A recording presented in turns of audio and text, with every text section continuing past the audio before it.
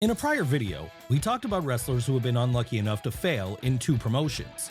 But what about the flip side of that? What about the people who have succeeded in more than one place? Well, it's exactly who we're going to be looking at right now, starting with Hulk Hogan, the man who became a megastar in both WWF and WCW. Now, you don't need us to tell you how big of a star Hulk Hogan was in WWF throughout the 80s and early 90s. After all, this was the period when he became arguably the biggest star in all of wrestling history, and the man who carried the industry into its first worldwide boom period. How did he do this? Well, by being a complete force of nature and such a cartoon character come to life that kids everywhere couldn't help but fall in love with him. Unsurprisingly then, during this era, Hogan was pretty much always at the top of the card, and more often than not had the WWF World title around his waist as he fended off challenges from the likes of Rowdy Roddy Piper, Macho Man Randy Savage, and Andre the Giant. Come the early 90s though, it was becoming clear that fans were beginning to tire of his act a bit, with this leaving him no other option than to cut bait and try out his luck somewhere else. Luckily for Terry Bollea then, the place where he tried out his luck next worked out just as well for him. Sure, his initial couple of years in World Championship Wrestling might not have gone great, mostly because he was still trying to play the old hits at this point, but once he did the unthinkable in the summer of 1996 and turned heel, in the process becoming a founding member of the New World Order, everything turned around, and all of a sudden, he was the hottest act in the industry all over again. Yes, Hollywood Hogan, as he was now calling himself, was on top of the world as the guy who had a complete stranglehold over WCW. And this led to record numbers of viewers tuning in to watch Nitro each week, as for the first time ever, Ted Turner's company overtook WWF and became the #1 wrestling promotion in the world. Would this have happened without Hogan there? Probably not. But he wasn't the only person who managed to succeed in both WWF and WCW over the years, because the exact same thing could be said about our next subject, Ric Flair. Of course, in Ric Flair's case, the situation was flipped, as he first made it big down south in Atlanta. In fact, he first made it big before World Championship Wrestling was actually a thing. That's right, it was during the Territory era that the Nature Boy rose to prominence as arguably the best wrestler in the world, specifically as a part of the Jim Crockett Promotions roster. So when JCP eventually morphed into WCW during the late 80s, he was in the exact right spot to carry on as one of Ted Turner's top soldiers. And boy did he do a great job of this, because throughout the entire history of WCW, Ric Flair would always be at or near the top of the card, delivering each and every time he was put in front of a camera. And that would earn him several world title runs while there, with this making up a significant portion of the 16+ he's won over the course of his career. But as we all know, come 2001, bad management would have greatly contributed towards the downfall of the once mighty promotion, and this would lead to them going out of business. Not that this would mean Ric Flair was out of a job for long though. No, he was far too good for that. And this was why he'd jump over to WWF at the end of that year and there start a second run in the promotion. And we say second run here because there had actually been a brief first one for him back during the early 90s, with this being the period that the Nature Boy had gone through a falling out with then WCW booker Jim Herd. How would that first excursion over to the WWF go for him? Pretty great, as well there he'd become a two-time world champion. Of course, he wouldn't be winning any world titles once his second run began though, but that didn't mean he still didn't have a lot to contribute. No, this was the point he became not only a member of Evolution, but also an Intercontinental and Tag Team Champion too. That's right, no matter what time period we're talking about, if Ric Flair was either in WWF or WCW, he was succeeding to a high degree. It's just a shame the same couldn't be said for our next subject then, an old friend of the Nature Boys. That said, while Sting's run in WWE may have been a wash, he did manage to succeed in two companies himself, namely WCW and TNA. Yes, you all remember the story of Sting in WCW, we're sure. After all, it was back during the early days of the promotion when it had first formed out of the ashes of Jim Crockett Promotions that Steve Borden's meteoric rise all the way to the top could not be stopped. And this saw the original Surfer version of his character become a huge babyface star and a multiple-time world champion, with it being arguable that, up until the point Hulk Hogan joined the company in 1994, he was the clear #1 babyface there. Unfortunately for Sting though, when Hulk Hogan did join the company in 1994, that would lead to the NWO forming just a couple of years later. So with this marking the toughest challenge for World Championship Wrestling to overcome yet, it forced the babyface to change things up if he were going to lead his side to victory. How would he do that? Well, he'd drop the more colorful aspects of his character and instead morph into his Crow incarnation, with this new gothic version of himself becoming an even bigger star than the Surfer and helping push WCW towards massive levels of success during the Monday Night Wars. That said, for as big of a star as Sting was in WCW during the late 90s, even he couldn't stop it from going out of business in 2001. No, that was a task beyond even him. Did this mean he would follow Ric Flair over to WWF once the company was put out to pasture? No. Steve Borden never trusted that Vince McMahon would do his character right, and that's why he chose instead to hitch his wagon to the then fledgling TNA and help to give them an early boost. And this turned out great for him because for the next decade or so, Sting would be able to find a whole new life in another company, with the Impact Zone always treating him like the star he was and allowing him to become a world champion on multiple more occasions. Sure, TNA wasn't always on fire during this period, but Sting always was, and that helped to keep the place afloat during some dark times at the start of the 2010s. Hell, you could even argue Sting succeeded in a third company after this, because it was in 2021 that he joined the AEW roster and there had a great retirement run. But he's not the only person who'd had a run elsewhere who also succeeded in AEW, because the same could be said about our next subject, star of both WWE and All Elite Wrestling, Jon Moxley. Of course, back when he was working in WWE, Mox didn't go by that name. Rather, he went by the name of Dean Ambrose. And it was under this name that he first made a major splash in the WWE in 2012, when alongside Roman Reigns and Seth Rollins, he took over the promotion as a member of The Shield.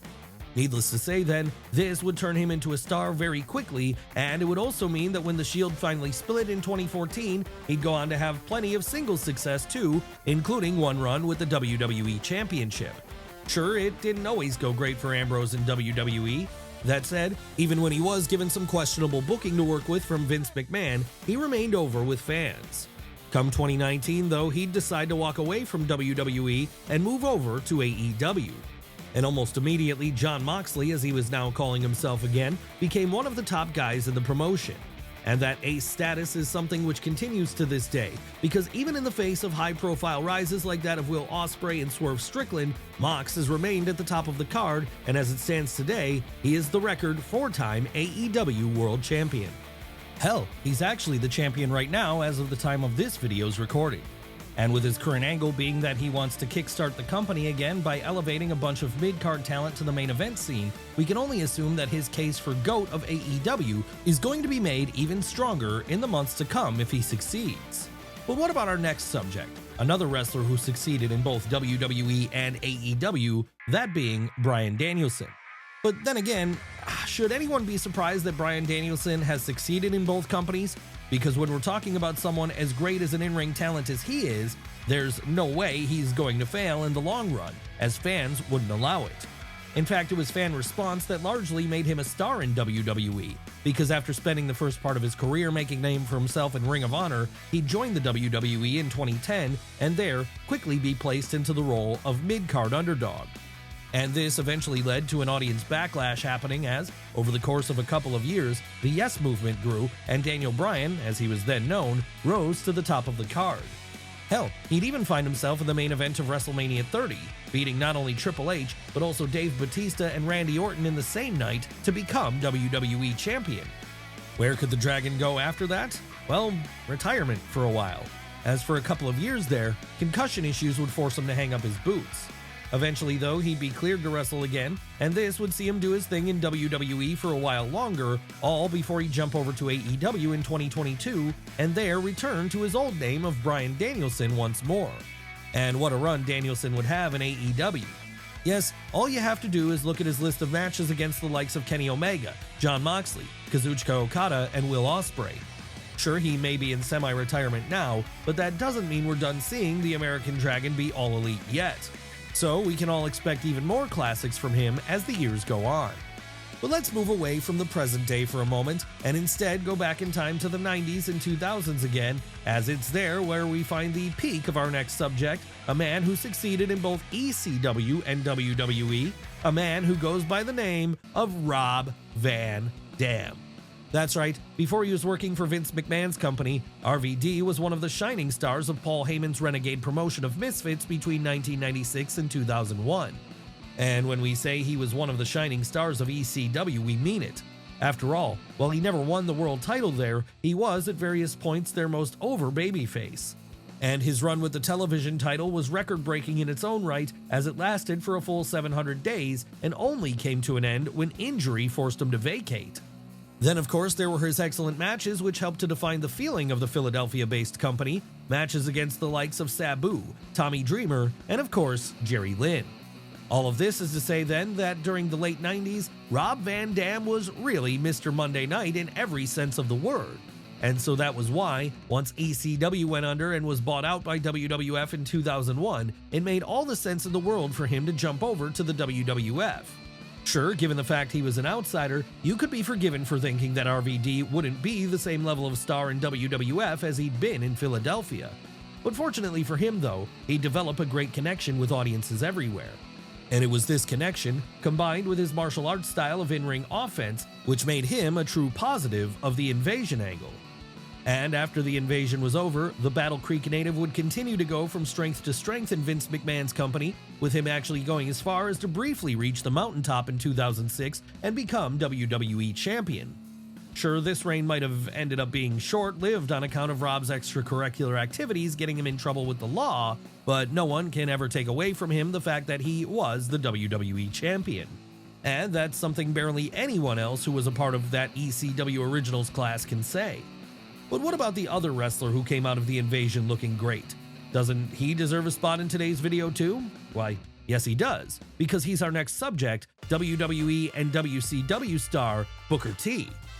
Now in hindsight it might seem obvious that Booker T was going to be a star in WWE when he joined that roster in 2001, but at the time this was far from guaranteed, as he very much had that stigma of being a WCW guy on him back then, something which caused many others like him to fail.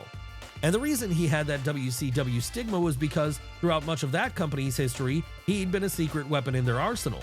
It didn't matter if it was his early work in the tag team division as part of Harlem Heat alongside his brother Stevie Ray, or his later singles run which led to him winning the WCW World title on a total of 5 occasions over the course of his career, he never failed to deliver when asked to step up to the plate.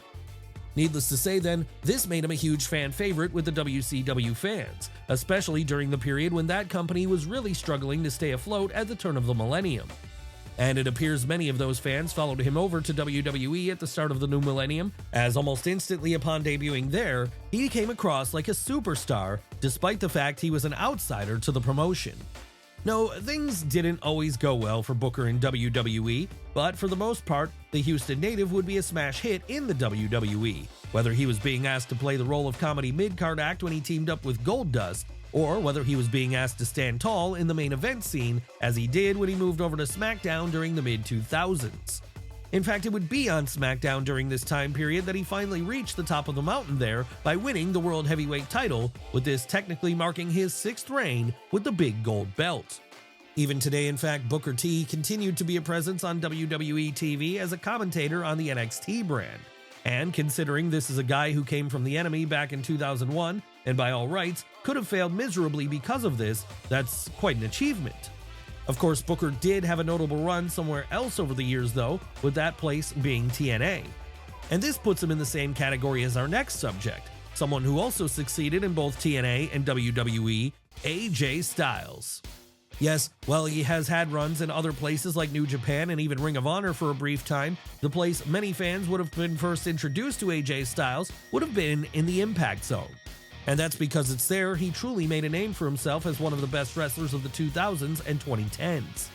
Seriously, between 2002 and 2014, he did just about everything there was to do down in Nashville, and that included becoming world champion on no less than 5 occasions. But it wasn't just the titles he won which made the Phenomenal One stand out so much in Impact. No, there was also the laundry list of classic matches he had against the likes of Samoa Joe, Christopher Daniels, Kurt Angle, and many more. Sadly, however, by the time the mid-2010s came around, it was clear that there was no further future for AJ in TNA, and that's why he instead decided to leave and head out east. That said, even that Japanese excursion wouldn't last forever because after becoming a 2-time IWGP Heavyweight Champion and the second leader of the Bullet Club, Styles decided he still had one more world left to conquer, and that world was WWE. So seeing this as his last opportunity to do so, he signed on the dotted line with WWE in 2016, and from there went on to make a big splash at that year's Royal Rumble. Sure, there were many who doubted he'd be able to make it all the way to the top in WWE, not because he wasn't talented enough, but because Vince McMahon was unlikely to take to him. In the end, though, none of this held him back, and before his first year in WWE was out, AJ would be holding the WWE title around his waist. And that wasn't the only time he'd be world champion either. No, as it stands today, AJ Styles has held that particular piece of hardware on 2 separate occasions. And while he's been doing that, he's also been continuing to have great matches. Seriously, you could make an argument that his series with John Cena represents the best work Big Match John has ever done. And then there's the other classics he's had against guys like Finn Balor, Seth Rollins, and Cody Rhodes. But not everyone who succeeds in both WWE and TNA starts out in the latter company. No, some started out in the former and then moved over to TNA after the fact. And that's exactly what happened with our next subject, one of the greatest to ever do it, Kurt Angle. That's right, Angle is one of the poster boys for having a Hall of Fame-worthy career in not just one, but 2 places. After all, his time under Vince McMahon's employ in particular has become the stuff of legend.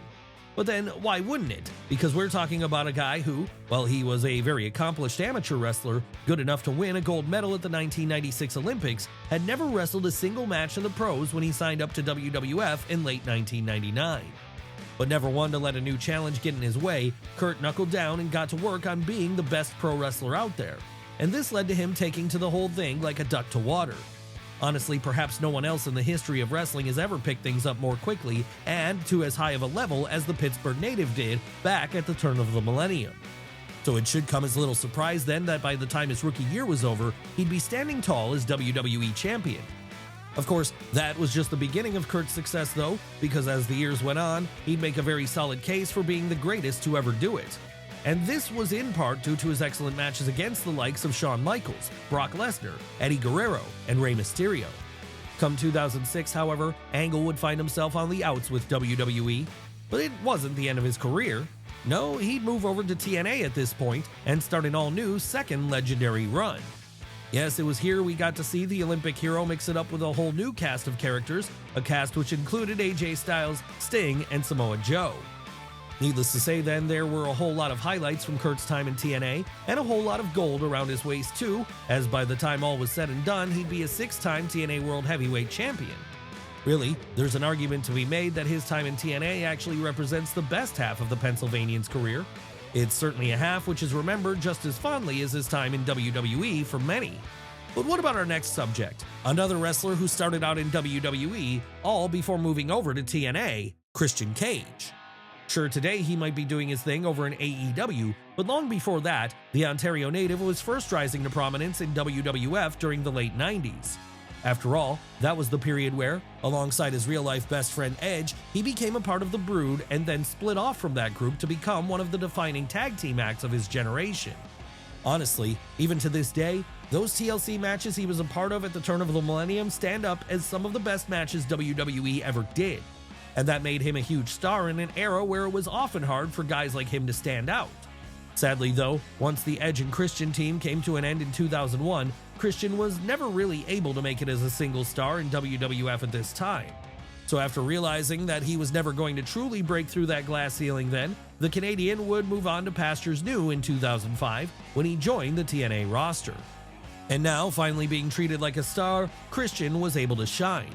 So much so that he'd at points become the top heel in the whole company, as well as their world champion on 2 separate occasions. Seriously, for many fans, this is the real peak era of Christian Cage. And after this great run in TNA, he'd return to WWE, and this time would make it to the mountaintop by finally winning the world title there too, on 2 separate occasions. But let's move away from the men now and instead over to the women, as our next subject, Mickie James, has become a legend in not only WWE, but also TNA. When did Mickie James first become a star in WWE? Well, that would happen back in 2005. This was when she was first introduced to Raw fans as the obsessive, stalkerish fangirl of Trish Stratus. And that whole situation eventually led to the two putting out one of the defining women's feuds of that era of WWE. But this was far from the only thing Mickie did in WWE which made her a legend. Though after her feud with Trish was over, she'd go on to act as a pillar of the division for several more years, with her becoming a 6-time world champion by the time all was said and done.